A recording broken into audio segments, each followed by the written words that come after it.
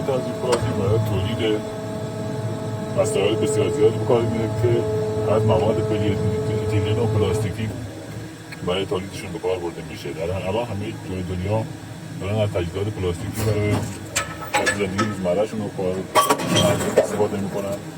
خاطر همین طرفدارای زیادی داره و به کار راحت میشه ازش درآمد زیادی کسب کرد و هزینه‌ای که برای راه اندازی همچین کاری مورد نیازه حدود 6-7 میلیارد میشه. و بازدهیش هم زیاده، راحت میشه سرمایه اولیه رو دست آورد. سرمایه اولیه که خرج کردی و جبران کرد، یعنی سود رسید، راحت به سود میشه رسید. این هم قالبیه که حدود 500 میلیون پولشه.